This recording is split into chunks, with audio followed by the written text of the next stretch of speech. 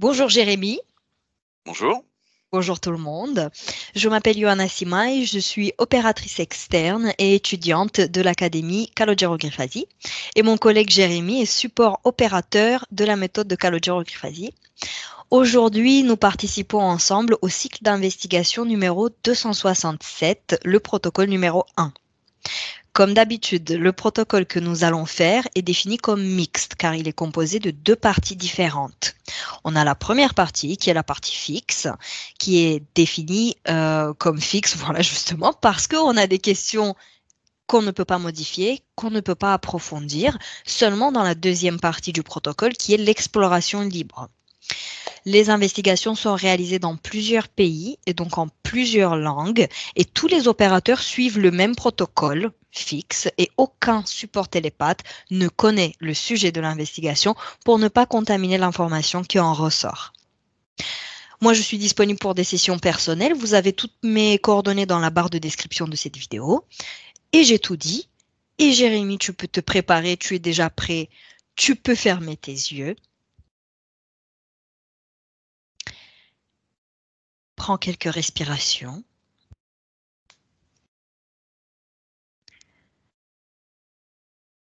Et je vais compter lentement de 3 à 1 pendant que tu commences à te détendre profondément.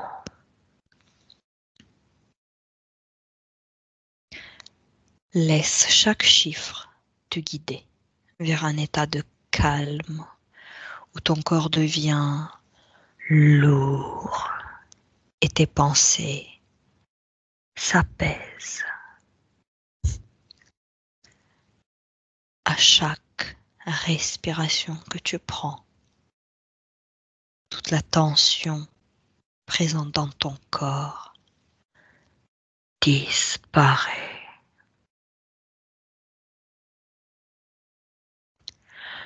3.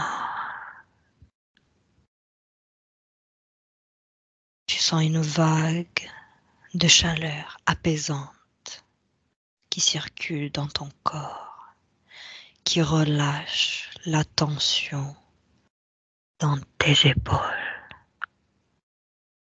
ton cou, ta poitrine.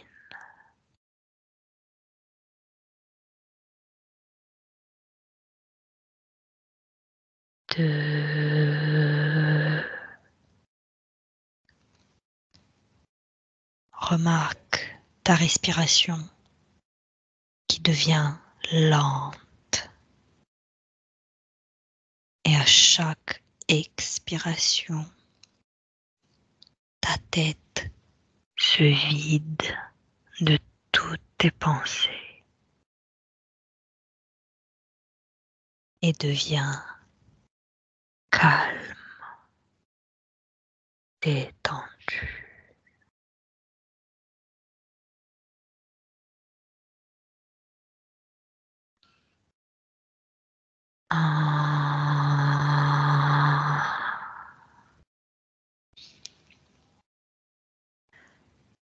Laisse-toi totalement absorber dans ce moment où ton corps est lourd, détendu.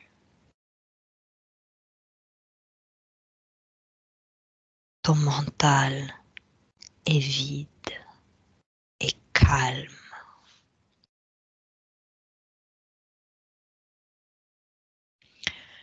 Pendant que je compte de 1 à 3, connecte-toi au mot suivant, agenda satanique, et dis-moi ce que tu visualises ou perçois. 1, 2, 3. La première chose que je vois, c'est un triangle Mhm. qui est en perspective et qui va dans la profondeur. De ce triangle vibre une fréquence plutôt assez forte, et plus on va en profondeur de ce tunnel triangulaire, plus cette vibration elle est de l'ordre de la peur, de la rage, de la colère, et elle va assez loin. Elle va même très loin. Je regarde encore. Oui. Qu'est-ce que tu perçois d'autre? Je perçois du monde autour, plein de personnages, plein de personnes autour de ça, et qui à la fois se nourrissent de cette énergie et de cette fréquence de peur, de rage, et à la fois nourrit aussi ce triangle, ce tunnel triangle, on va dire. Mhm. Bien. Qu'est-ce que c'est l'agenda satanique et quel est son objectif? C'est une sorte de perspective sur du long terme qui a pour but de mettre au service un certain nombre de personnes à une cause que je n'arrive pas encore à visualiser ou à définir, Mhm. mais à une cause qui servira à ces personnes qui étaient autour de ce triangle tout à l'heure. Et donc, cette cause semble assez précise, très claire pour eux, et ils feront tout pour y arriver. Qui sont les créateurs et les réalisateurs d'un tel programme?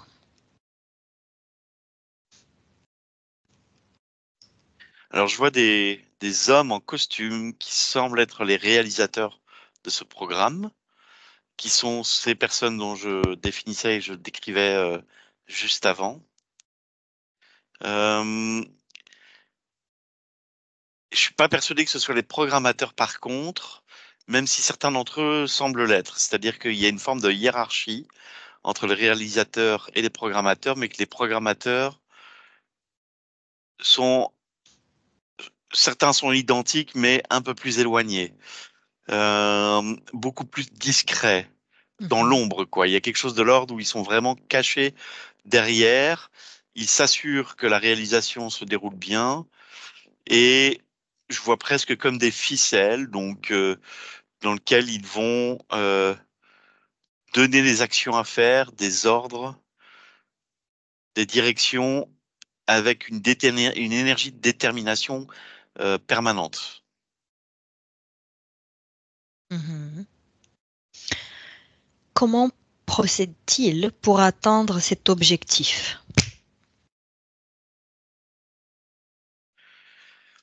C'est par à compte-gouttes, c'est-à-dire que chacune des réalisations a pour objectif de créer une, euh, une résonance vibratoire qui va probablement faire réagir, mais que ces réactions ne soient pas suffisamment fortes pour les empêcher d'avancer, et que quand ces réactions de peu importe qui s'atténuent, il réenvoie une autre action, une autre réalisation qui va avoir le même effet, mais à un niveau un peu supérieur. Donc petit à petit, leur objectif est d'atteindre, enfin, leur moyen est d'atteindre leur objectif en faisant en sorte d'y aller étape par étape pour qu'à chaque fois, euh, la population, parce que là je vois la masse et j'entends la masse ne se rende pas compte et oublie facilement les interactions entre ces différentes réalisations, entre différentes actions. Actions qui peuvent être assez fortes, et puis un moment où il n'y aura rien, et une autre par la suite, et ainsi de suite, et ainsi de suite. Et donc c'est comme ça qu'ils souhaitent réaliser l'entièreté de leur programme jusqu'au bout, et jusque là où ils veulent le réussir. Existe-t-il un lien entre l'agenda satanique et le show business? Oui, non ou seulement partiellement? Je vois partiellement. Qu'en perçois-tu? Je perçois comme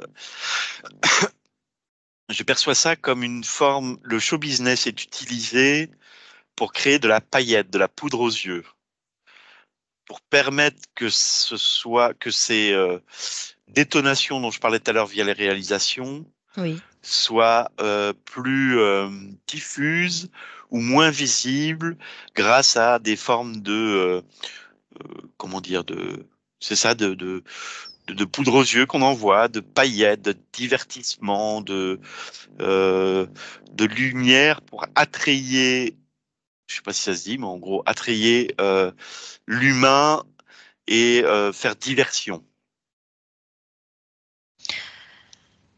Bien. Intéressant. Le Baphomet et divers symboles sataniques sont de plus en plus présents dans les spectacles, les concerts et les cérémonies. Quel en est le motif ésotérique?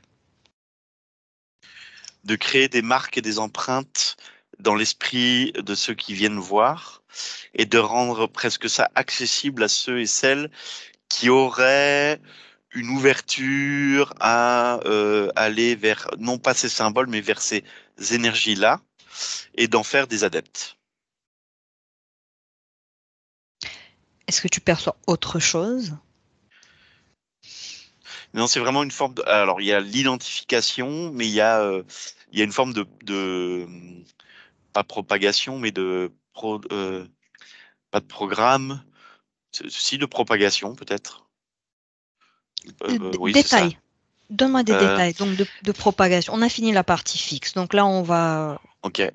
Donc, en gros, l'idée, c'est que plus ces objets seront visibles de manière ponctuelle à certains endroits où il y a une très grande visibilité Mhm. et qu'ils sont noyés dans un ensemble de décors enfin, autres, plus ils vont rentrer dans le programme interne de chacun d'entre nous pour être codés comme normal. Et Mhm. plus ça deviendra normal, plus je vois comment dire, c'est comme si le regard à ce moment-là s'ouvrait encore plus grand et qu'il y aurait une captation de l'énergie différente et que cette captation d'énergie va pouvoir ouvrir des failles ou en tout cas utiliser des failles que nous avons en nous pour pouvoir ressentir ces vibrations, entre autres de rage, de peur. Euh, ouais, c'est les deux principales que je vois, quoi.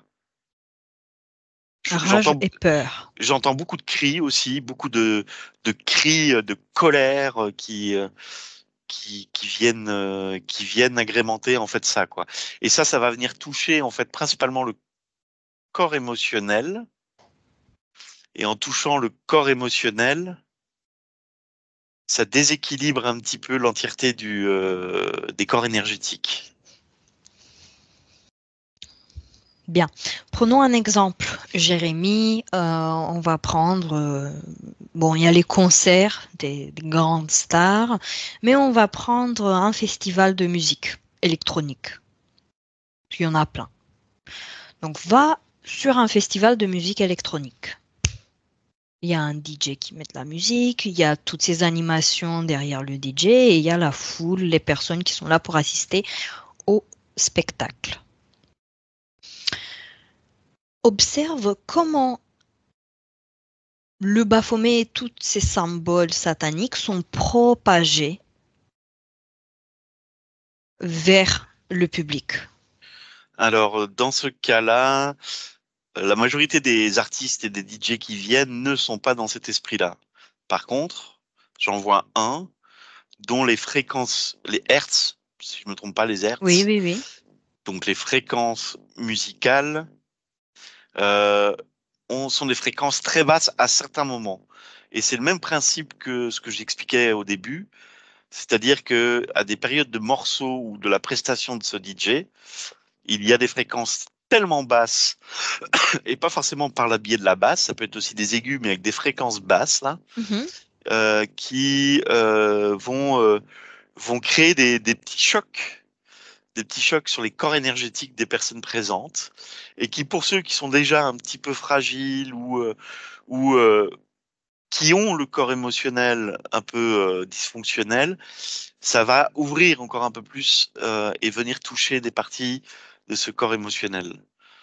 Et donc c'est comme si on envoyait des petites flèches qui, pour la majorité, vont pas les toucher, mais certains vont apparaître. Mhm.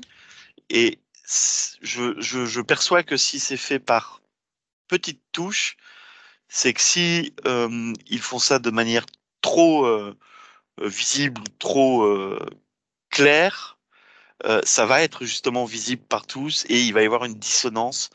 Et donc l'esprit va, le corps mental va en fait va pouvoir comment dire, l'identifier Refuser? quoi. Oui, c'est ça, Oui. l'identifier et donc le refuser quoi. Mhm. Et quel est l'effet long terme que ça peut avoir sur une personne? C'est rentrer en contact avec ces symboles, avec ces fréquences basses, que ça soit à travers la musique ou que ça soit à travers les photos, les visuels. C'est toujours une idée de graines germées et qui ont pour but de mettre une graine euh, de fréquence basse pour que dans l'avenir, ces consciences et ces personnes soient prêtes euh,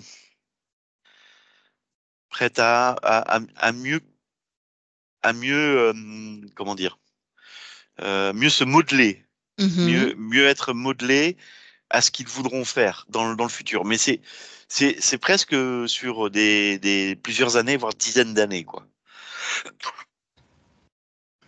Mhm. Bien. Déconnecte-toi de cette scène, Jérémy, c'est très bien. Et en parlant de showbiz, de spectacle, de choses comme ça, donc tu as dit que ça faisait diversion, c'était une poudre aux yeux qui faisait diversion. Oui. Alors, ça divertit pourquoi en fait? Pourquoi il y a besoin de faire diversion? Bah, pour leur permettre en fait d'avancer dans leur programme sans qu'ils soient dérangés. Mhm. Et là, on parlait juste avant du DJ. Ce que je remarque aussi, c'est que l'art est un mode, et surtout l'art populaire, donc l'art visible en masse, que ce soit par la musique, par la peinture ou d'autres éléments, peu importe quoi, Oui. à grande échelle, permet de toucher un maximum de gens de manière assez rapide et peut être utilisé dans quasiment toutes les cultures, qu'elles Et soient quel est le but? occidentales. Eh bien, le but, c'est justement, dans la diversion, d'éviter que tout le monde, de manière collective, se rende compte de cette forme d'intrusion, voilà. Mais par contre, de préparer petit à petit, de lancer des graines à qui serait susceptible, donc d'avoir le terreau émotionnel, énergétique, pour leur permettre d'être modelés à des changements futurs. Mhm. Changements futurs, si j'essaye de voir,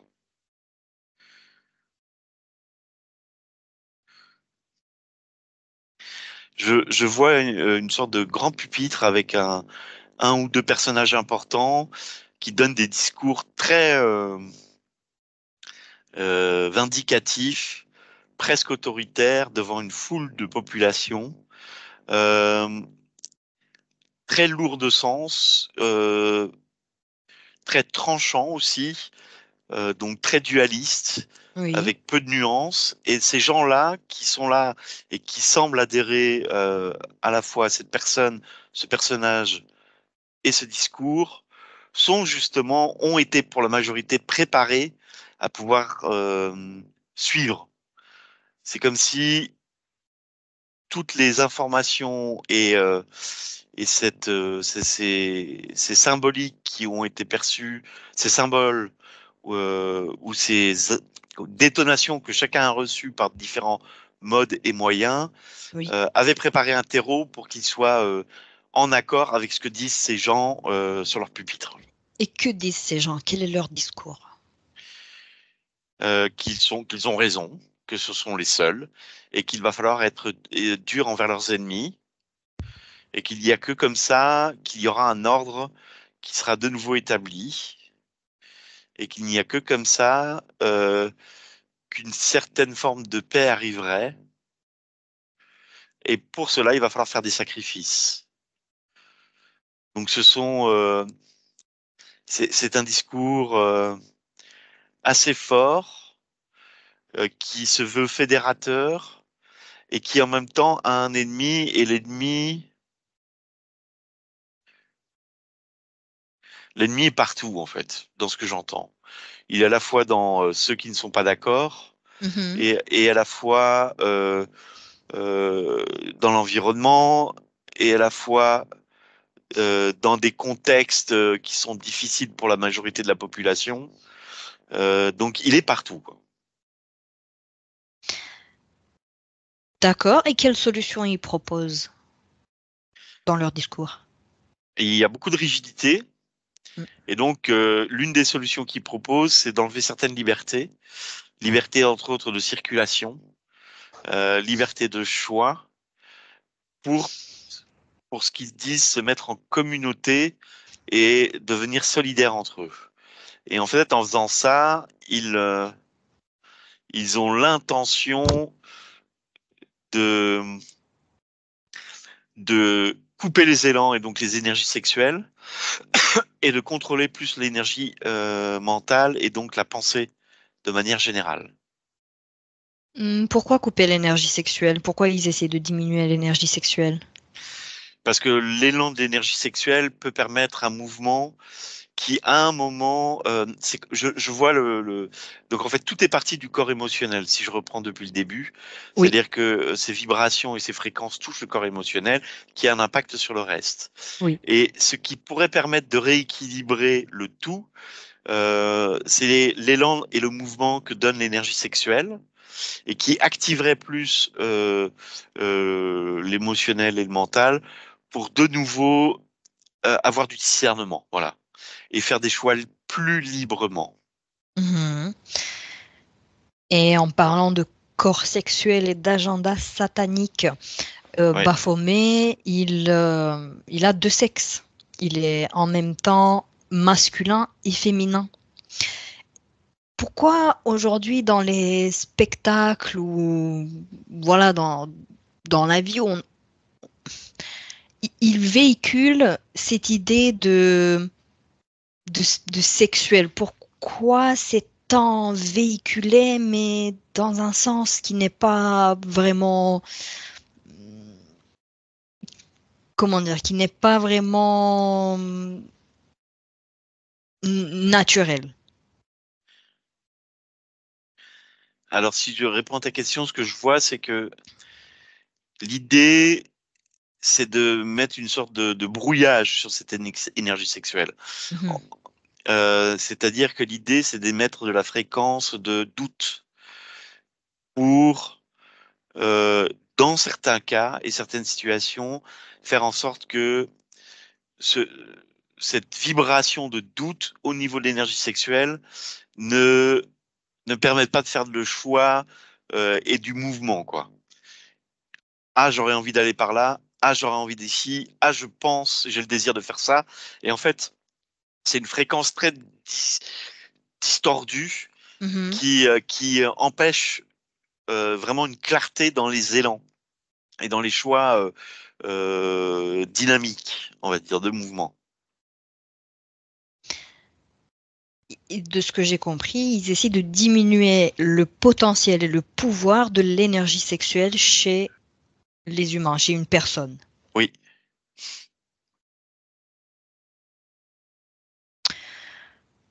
Intéressant. Tu as mentionné avant, donc dans la partie fixe, que tout ça, ça se passait. Donc il y a une action, après il y a une raison, une action, une réalisation faite par ces créateurs, ces réalisateurs. Ensuite une résonance vibratoire et ensuite une réaction. Explique un petit peu ce concept. Donne-moi plus de détails, Jérémy. Donc en fait, les actions sont faites par différents modes qui sont économiques, politiques, artistiques et qui sont diffusées dans la société. Elles sont assez frappantes. Elles peuvent être, dans certains cas, choquantes, déstabilisantes, et elles sont voulues comme telles, à la fois pour faire réagir et à la fois pour commencer à infuser et intégrer. Puis, il y a des réactions qui sont soit de collectif ou individuelles, qui amènent à... c'est comme si on recevait les vibrations de quelque chose et qui nous fait réagir de manière... donc vraiment réagir. On va agir en fonction de ça. Oui. Et ce sont des énergies qui sont de réaction, et donc souvent de colère, souvent euh, de mécontentement, de frustration, d'amertume, donc des énergies basses qui vont être captées et vont nourrir ces systèmes, mais qui en même temps ne sont pas suffisamment fortes pour faire prendre conscience qu'elles sont là pour plus longtemps ou pour un autre but que juste le moment. Je sais pas si je suis assez clair là-dessus, par contre. Euh, Euh, oui, donc elles sont là juste sur le moment, elles ne durent pas dans le temps. exactement. Et dès qu'elles Ces descendent, dès que ça réactions. s'apaise, Oui. eh bien, une autre action va être menée.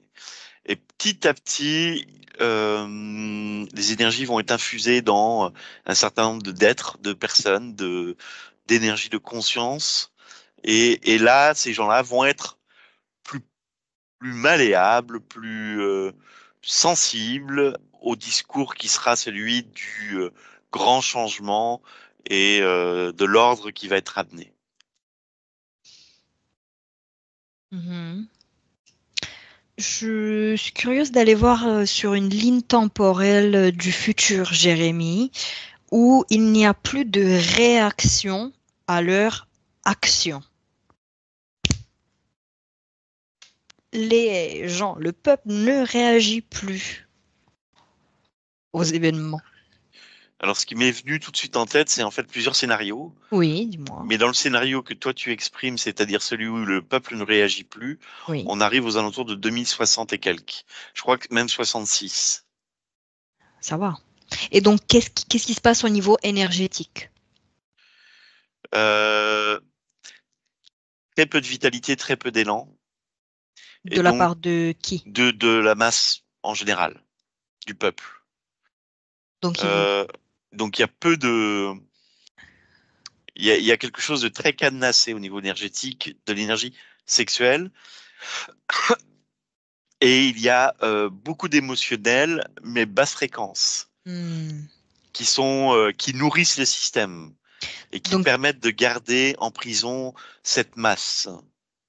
donc là, sur la ligne temporelle, la masse n'a plus d'énergie vitale pour réagir. Exactement. À ce Mhm. moment-là. À partir de ce moment-là, quoi. Ok. On va sur une ligne temporelle où la masse n'a pas envie de réagir et de donner cette énergie en extérieur et il garde, chaque personne, chaque individu garde son énergie propre au lieu de réagir, donc de donner cette énergie, cette émotion, ces émotions en extérieur. Ils ne réagissent pas, ils ne s'impliquent plus émotionnellement, énergétiquement dans ce qui se passe. Alors, on y est un peu. On est déjà un peu ici. Mais on n'y est que sur une partie. C'est-à-dire que ce que je perçois, c'est que on ne donne pas cette énergie, mais on ne réagit pas non plus. Donc, il y a une partie qui commence déjà à être un peu anesthésiée. C'est comme une mode préparatoire Oui. à ce qui pourra se passer dans les années à venir. Et qu'est-ce qui se passe du point de vue de l'agenda satanique? Dans les années à venir? Non, aujourd'hui, comme il y a une partie qui ne donne plus de l'énergie à ça, comment ça affecte leur plan? Ça les conforte. Ça les conforte, ça valide certaines choses et ils mettent l'énergie. Donc ils récoltent un certain nombre d'énergie, mais ils mettent de l'énergie vers ceux qui commencent à être prêts, quoi. Prêt, Euh, prêt à quoi? Prêts à être, non pas à être, mais à écouter et à entendre ce qu'ils vont dire. Donc ça Hmm. commence déjà. Il y a déjà des discours qui sont comme ceci. Il y a déjà des sortes de tunnels directionnels de pensée qui se mettent en place. C'est-à-dire que là, on n'est plus dans l'impact pour créer une sorte de faille à l'intérieur. On est dans la mise en place d'un dispositif qui va accueillir ces gens au fur et à mesure. Quelle sorte de dispositif? D'un point de vue énergétique, des sortes de tunnels énergétiques qui permettent de garder l'énergie centrée et d'un point de vue physique, des rassemblements, des rencontres, des réunions, des mises en place de codes culturels comme d'autres types de symboles, comme des réglementations, comme ouais, tout ça en fait, oui, voilà. Ces tunnels énergétiques, euh, est-ce ils aspirent l'énergie d'une personne seulement dans cette vie-là, courante, ou est-ce que ça s'étend sur plusieurs vies?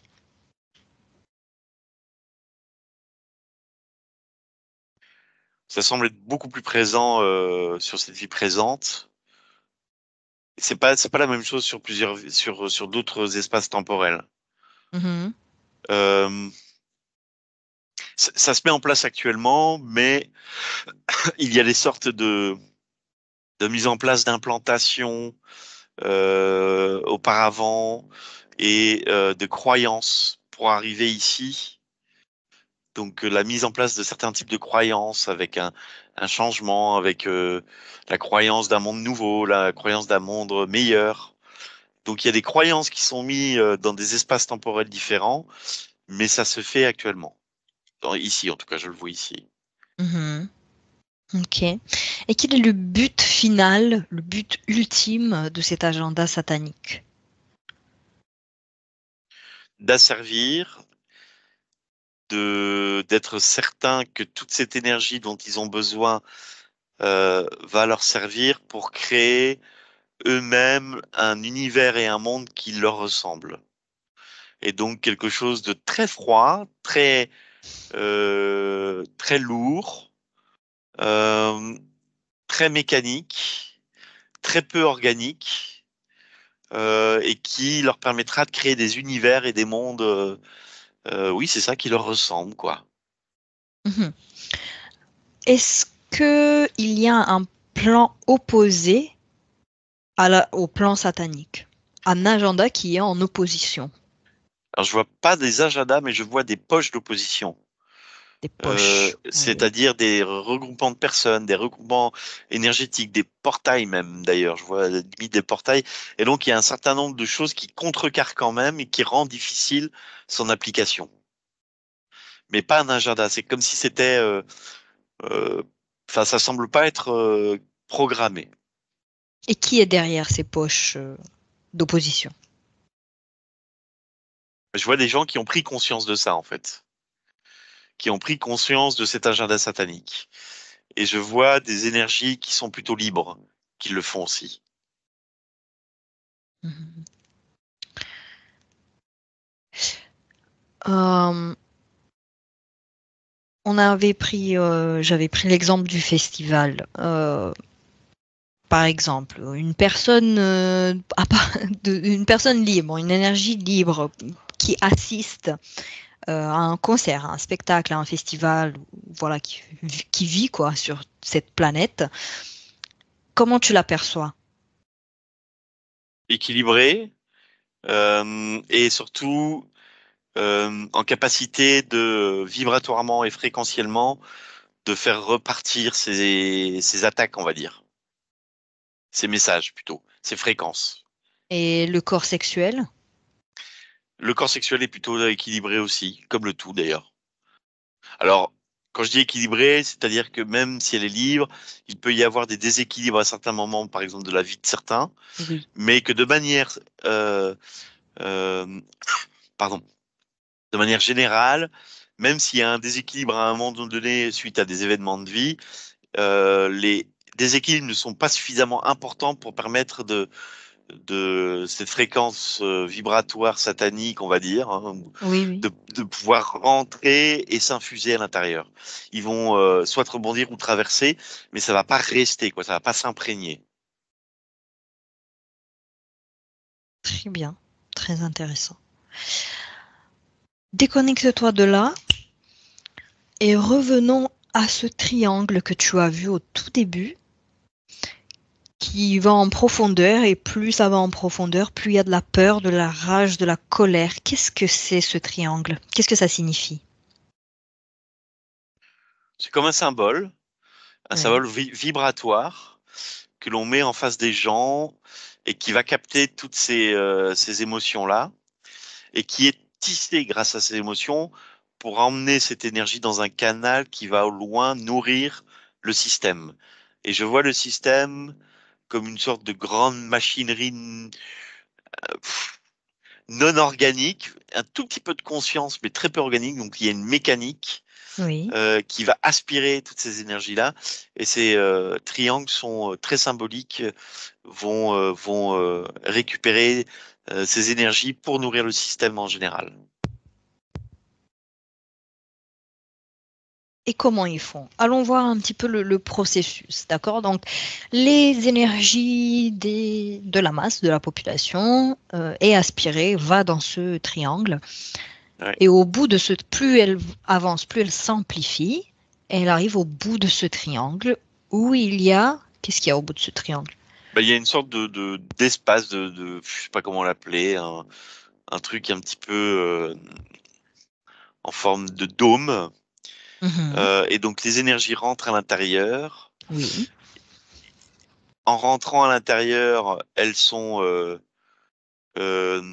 elles prennent forme, matière, on va dire, mais pas une matière solide. physique, oui. Ouais, pas une matière solide, vraiment une matière énergétique qui va permettre de ensuite créer d'autres symboles et de pouvoir continuer à faire fonctionner les réalisations, les chocs, les messages et prendre de plus en plus d'ampleur. Donc, ce dôme qui se nourrit de toutes ces tunnels énergétiques grossit au fur et à mesure. Et ce dôme, il est où? Il est, euh, il est au milieu de tout ça. Hein. Il est au milieu de tout ça. Et il est, Est-ce qu'il est sur Terre?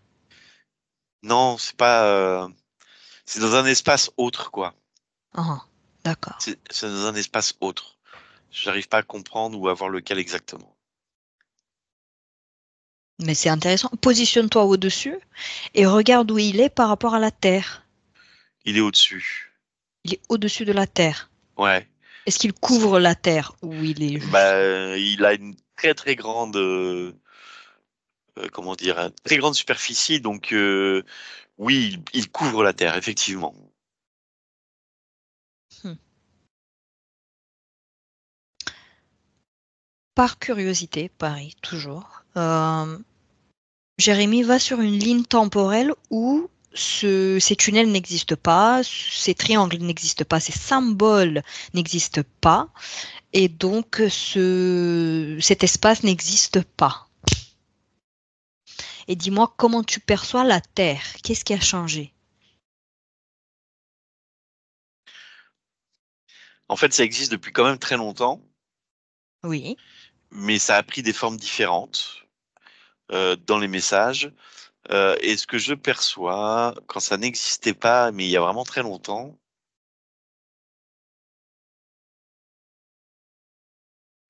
je vois beaucoup de verdure. Euh, je vois beaucoup de verdure et je vois beaucoup de liens entre les gens.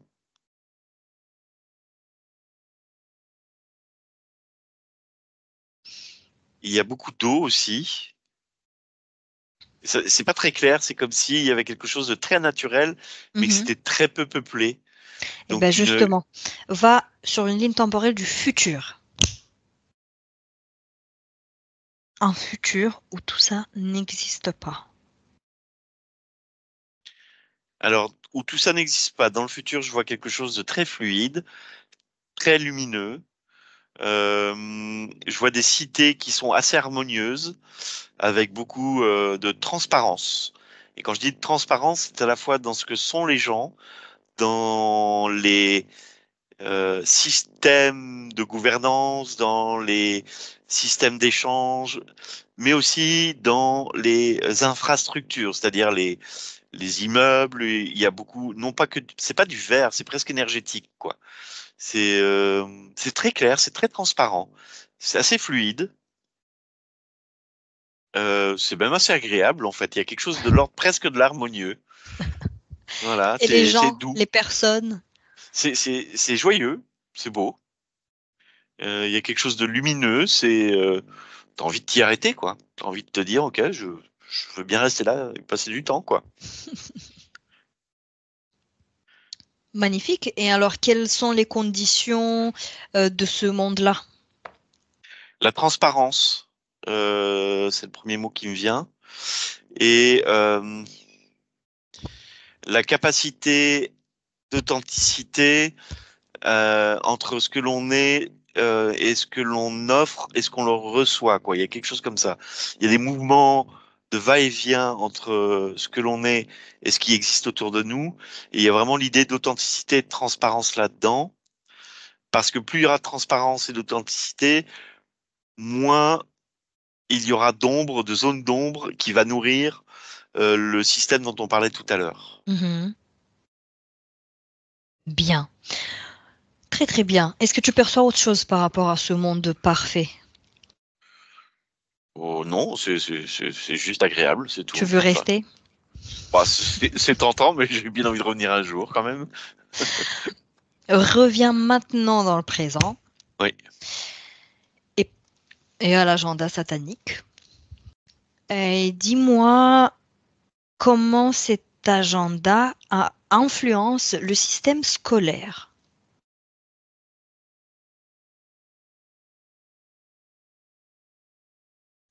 Il fait il fait le même principe que sur tout le reste. C'est-à-dire qu'il va diffuser par étapes des choses un peu choquantes, qui vont, au fur et à mesure des générations, des années, se dissiper, puis ensuite et encore. Ils le font sur le langage, ils le font sur la classification des catégories, c'est-à-dire qu'on va compartimenter les compétences, les intelligences, les potentiels de chacun pour éviter que chacun puisse nourrir sa toute potentialité. Et donc, on va faire des gens qui, Séparation. oui, des séparations, des gens qui seront comme ça, d'autres qui seront comme ça, d'autres qui seront noirs, blancs, gris, verts, jaunes, peu importe. Donc ça en fait partie.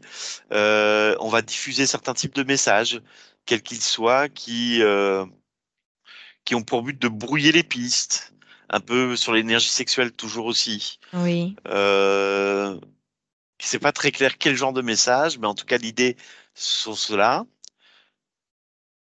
Et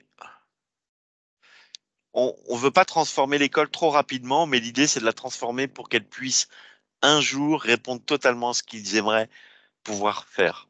Mais comme il y a ces poches, et même dans l'éducation, dans le milieu scolaire, des poches, là, comme je l'expliquais tout à l'heure, D'énergie. d'opposition, d'énergie qui s'oppose ou qui amène autre chose, une énergie plus positive, bien, ils n'arrivent pas encore à installer un système éducatif tel qu'ils le souhaiteraient réellement. Et qu'est-ce qu'ils souhaiteraient réellement? Et bien que un enfant qui arrive dans ce système-là puisse ressortir prêt à écouter leurs messages, à nourrir énergétiquement ce qu'il lui faut et à D'accord. être modulé. Ce qui a déjà commencé depuis un certain nombre d'années d'ailleurs. Mhm. Oui. Comment, déconnecte-toi du système scolaire et dis-moi comment l'agenda satanique influence le système médical. Alors c'est un peu le même principe, mais je vois une nuance. Euh, Dans le système médical, il y a en plus l'idée d'essayer d'implanter un certain nombre de technologies supplémentaires d'un point de vue physique et énergétique euh, pour accélérer le contrôle des masses et des gens. Comment? Chimiquement par le biais de certains types de médicaments, par le Mhm. biais de certaines puces et par le biais de certains, alors je comprends, traumatisme énergétique, mais je vois pas comment physiquement ça se fait. Bah, allons voir. Qu'est-ce que ça signifie traumatisme énergétique pour une personne? Ça signifie que dans le milieu médical, tout n'est pas fait pour guérir et que dans certaines occasions, on va prescrire ou euh, comment expliquer Donner, ça? Comment?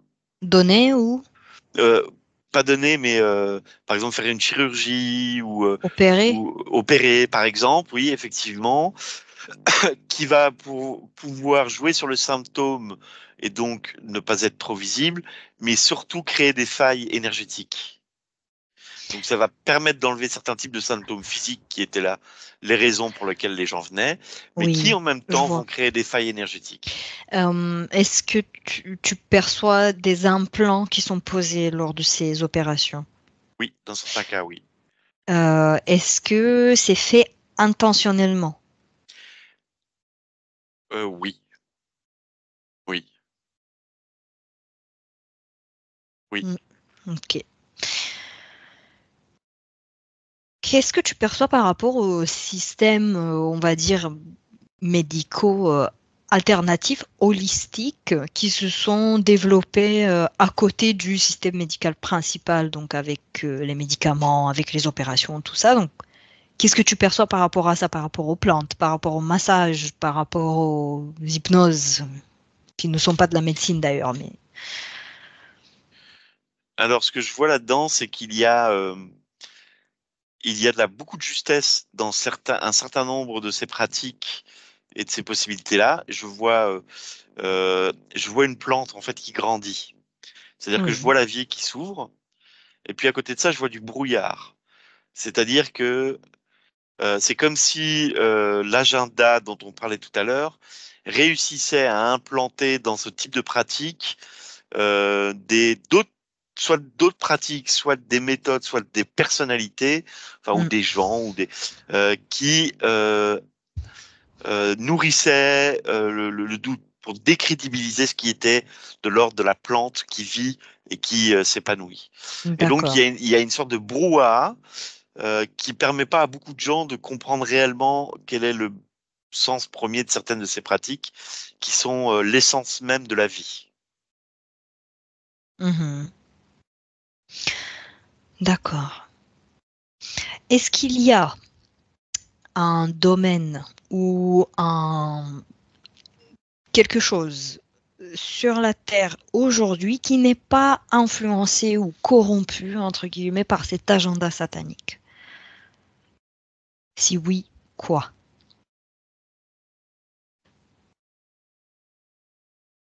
Il y a quand même, il y a quand même beaucoup de gens qui ne sont pas influencés. Il y a je vois des systèmes d'organisation proximale, type des citoyens qui s'organisent entre eux. Il y a,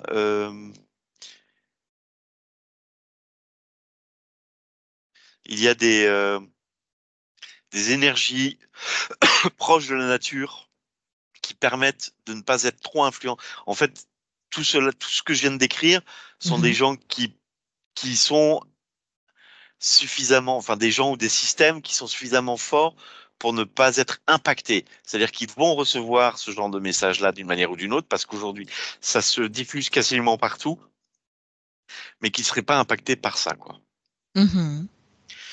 Par contre, je ne vois pas ça de manière étatique, ou difficilement de manière étatique. Il y a des poches, comme je le disais tout à l'heure, c'est-à-dire des groupements où c'est peut-être différent, mais de manière étatique, je ne vois pas ça. Bien. Comment une personne qui travaille dans ce système contrôlé, ça peut être le système médical ou ça peut être un autre système d'État, et qui a aussi un enfant, par exemple, comment elle peut ne pas se laisser euh, toucher par Parce ce système? parce qu'elles sont, je vois certaines d'entre elles implantées. Certaines d'entre elles sont choisies à l'avance, sont programmées, interférées et orientées pour qu'elles puissent faire ça et que leur conscience, et donc leurs énergies ne soient pas suffisamment puissantes pour aller au-delà de ce qu'on leur demande, de Mhm, pas aller à l'encontre. Et donc il y a une distorsion généralement entre ce qu'ils voient et ce qu'ils et c'est comme une sorte de détachement envers leur enfant et ce qu'ils font. Ils ont pas tout- ils ont à la fois conscience et en même temps, ils sont déconnectés, ils ont une distance de ça, quoi. C'est presque quelque chose de froid, quoi. C'est un peu comme tout le mécanisme des dispositifs dont je parlais tout à l'heure, qui est froid, très peu organique, mécanique. Donc il y a et c'est ce à quoi en fait ils veulent arriver, c'est-à-dire à une sorte de mise en place pour que chacun d'entre nous, nous ne puissions pas aller à l'encontre dans ce que l'on nous demande, même si au fond de nous, on a une sorte de flamme, d'essence de vie qui pourrait nous pousser à dire à nos proches, à dire à nos enfants, à dire à qui que ce soit qu'il faut éviter d'écouter, d'entendre ou de, de créer quelque chose qui soit différent. Mais justement, comment on peut le faire? Créer quelque chose de différent? Comment une poche d'opposition, comme tu les as appelées, Ouais. une énergie libre, peut vivre sans être affectée par le système dans lequel elle vit? En se nourrissant de tout ce qui est juste proche de lui, proche de lui. Et quand je dis tout ce qui est juste, je vois il y a quelque chose de l'ordre du végétal qui est très fort. Alors je sais pas si c'est se nourrir dans l'alimentation ou se nourrir aussi énergétiquement, mais il y a quelque chose de l'ordre du végétal. Le Mhm. vert est très fort présent, c'est-à-dire que je vois beaucoup de plantes, énormément de plantes. Donc la nature, on peut, j'imagine, et je vois là plutôt des, des, des, des, conco- des, pas des médicaments, des concoctions, merde, je sais plus comment on dit ça, pour faire des traitements à base de plantes. Oui. Euh, je vois des énergies que les plantes amènent, rentrent dans des fréquences qui permettent de se purifier. Je vois une sorte d'équilibre global grâce aux plantes. Quoi d'autre?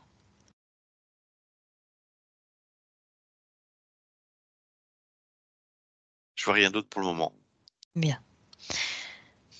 Bien. Est-ce que tu as perçu d'autres choses que tu veux mentionner? Non. Très bien. Maintenant, Jérémy, je vais compter de 1 à 3 et à 3, tu seras pleinement dans l'instant présent. 1, tu te déconnectes complètement de tout et de tous et tu reviens totalement dans ton corps. Ton espace est propre, toi, tu es propre, tu te sens clair, tu te sens léger, tu te sens renouvelé. Ton énergie s'élève à son niveau le plus haut et tu augmentes tes fréquences. 2, ton corps devient de plus en plus léger, plus fort, rempli de vitalité. Tu bouges avec aisance, avec plaisir, avec fluidité. Et une sensation de bonheur et de sérénité et de joie t'envahit. Tu te sens de mieux en mieux libre et puissant. Et 3, tu peux ouvrir les yeux, réveillé, positif. Rebonjour. Et content d'être là. Bonjour. Tu t'aurais voulu rester sur une ligne temporelle qui n'est pas ici Non, non, pour c'était sympa, l'instant. mais je suis content d'être ici. Bon, très bien. Merci beaucoup, Jérémy. J'ai trouvé que c'était très intéressant.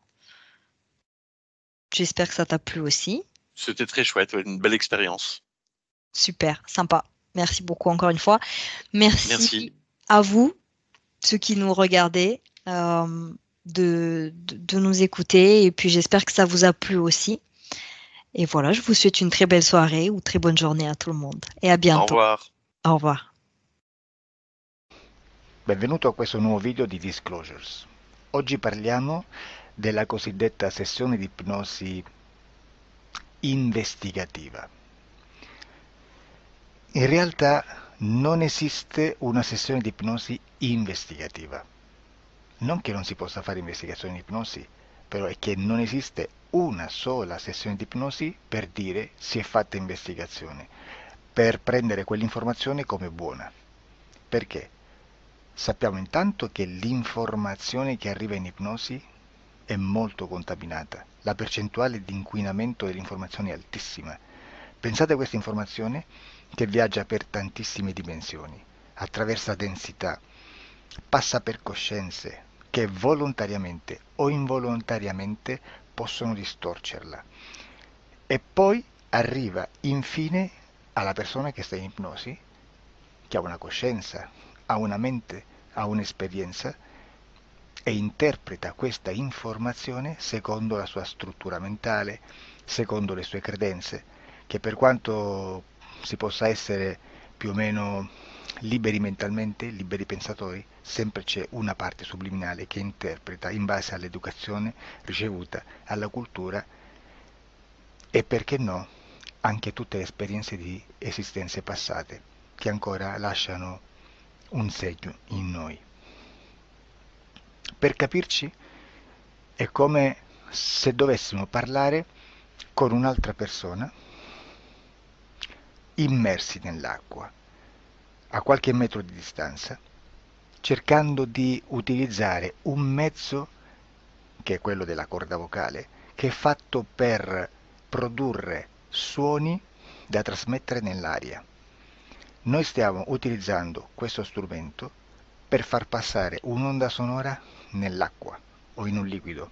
Chiaramente il suono viene completamente distorto, sempre ammesso che sia per il nostro corpo facile e non difficoltoso poterlo fare senza avere dei problemi come ingurgitare acqua o eccetera.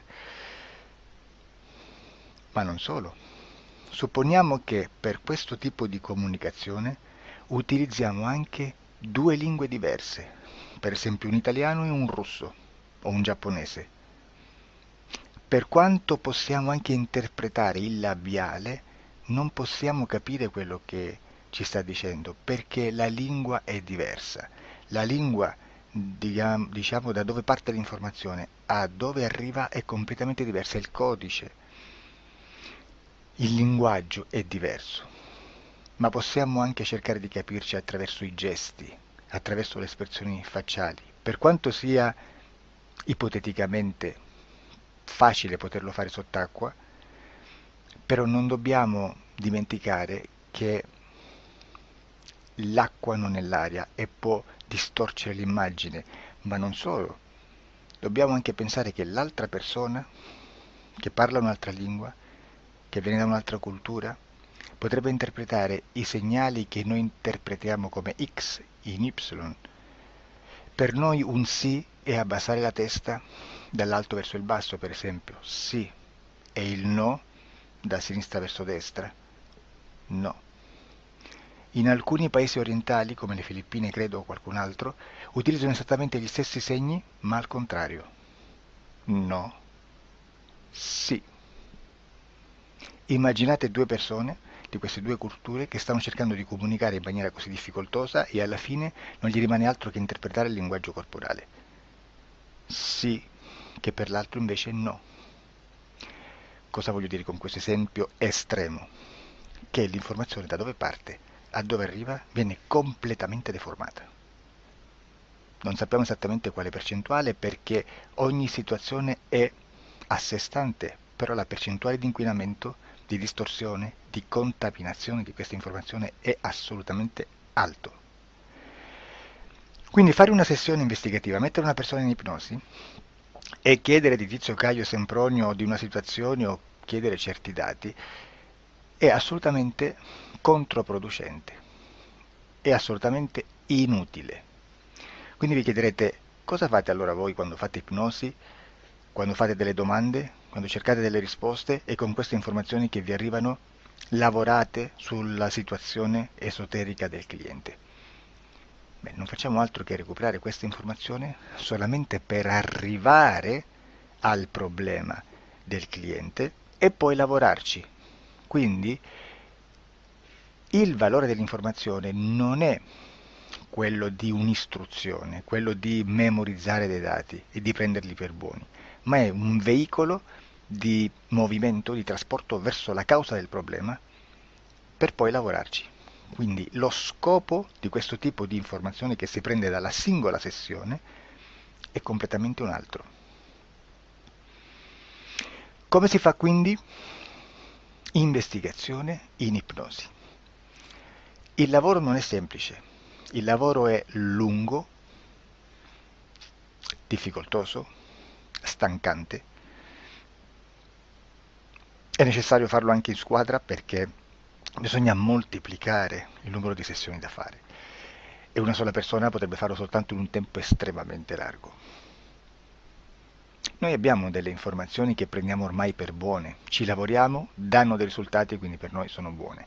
E come abbiamo fatto ad avere queste informazioni? Per esempio, come facciamo a sapere che un extraterrestre chiamato il cosiddetto grigio è più o meno alto X, poi ci sono magari quelli anche un po' più alti, ma hanno un corpo strano, hanno una pelle grigio-verde, hanno degli occhi grandi a mandorla, neri, senza una pupilla visibile, non hanno quasi bocca né naso né orecchie, hanno soltanto delle fessure, non hanno organi genitali, hanno degli arti molto più lunghi rispetto alla proporzione che potrebbe avere il corpo umano, e di solito hanno meno dita delle 5 del corpo umano, eccetera, eccetera, eccetera. O se no prendiamo un altro tipo di essere che possiamo incontrare in ipnosi, come facciamo a dire che hanno delle somiglianze con i rettili, gli animali rettili terrestri o gli invertebrati, gli insetti terrestri?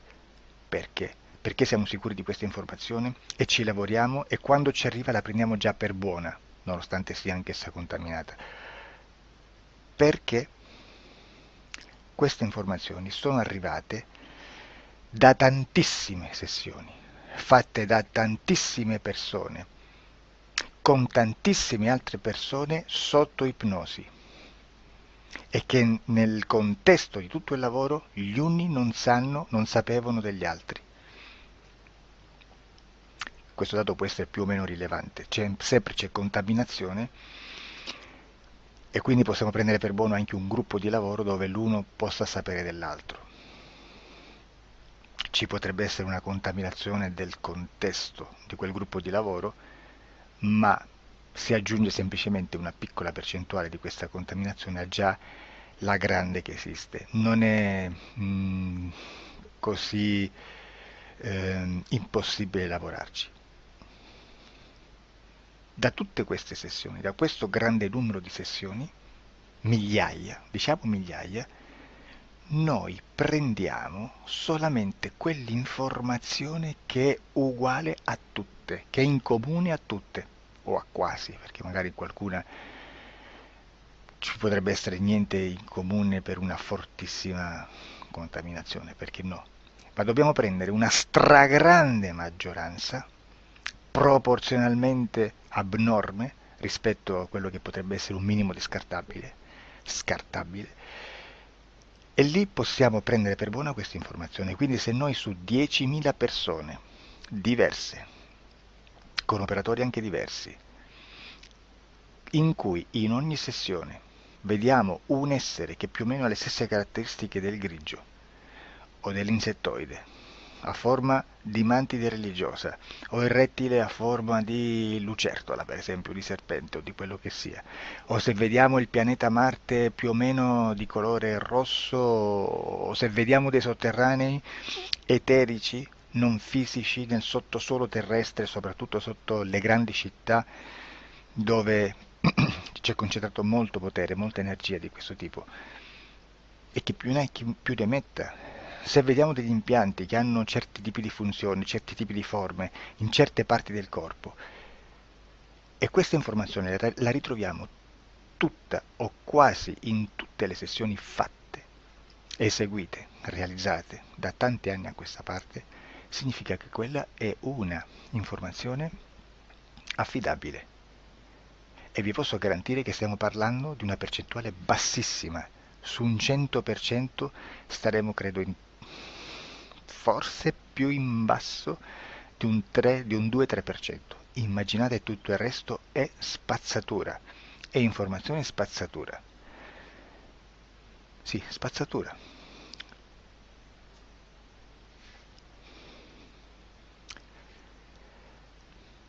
C'è anche un'altra cosa da dire.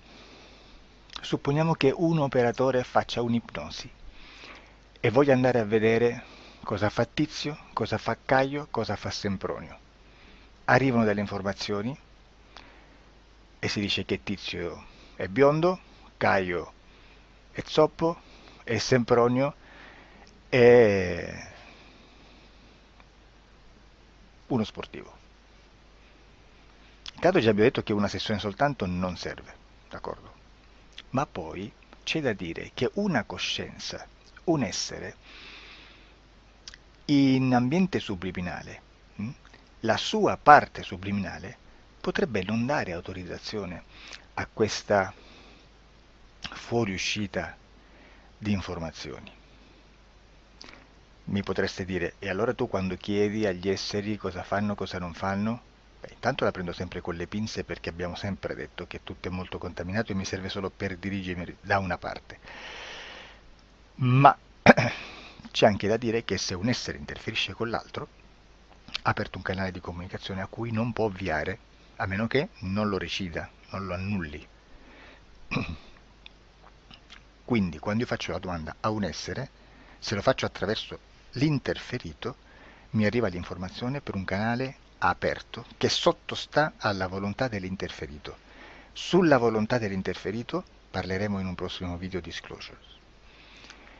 Però, se io voglio fare un'investigazione sopra Tizio, Caio e Sempronio che non hanno nessun collegamento, nessuna interazione e nessuna interferenza con il soggetto con cui io sto realizzando l'ipnosi, non è detto che mi arrivi questa informazione. Assolutamente. Potrebbe esserci completamente un muro. Come potrebbe esserci informazioni perché quell'altra parte potrebbe autorizzare comunque. Ma non è detto.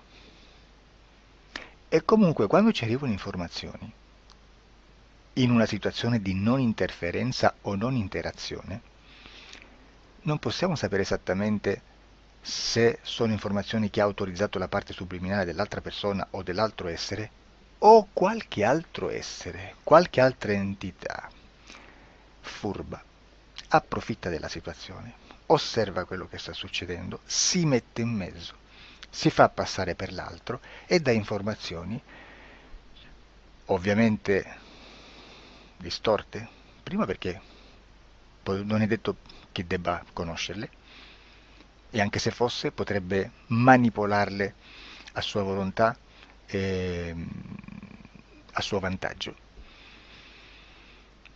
E quindi immaginate che situazione ridicola ci si viene a trovare, in quale situazione ridicola ci si viene a trovare in questi casi. Da qui si vede quando un operatore riesce a utilizzare l'informazione in ipnosi come per lavorare su un soggetto. Da qui l'osservatore attento delle sessioni di ipnosi riesce a capire se quell'ipnosi è un'ipnosi affidabile, un'ipnosi con un livello di informazione certa, con una alta percentuale di informazione certa. Non vi nascondo che in futuro potrei anche impostare un lavoro per decifrare che livello di certezza di informazione c'è in un'ipnosi, analizzandola e spiegando il perché, spiegando i meccanismi di analisi di un'informazione in ipnosi, che poi anche è molto istintivo. Supponiamo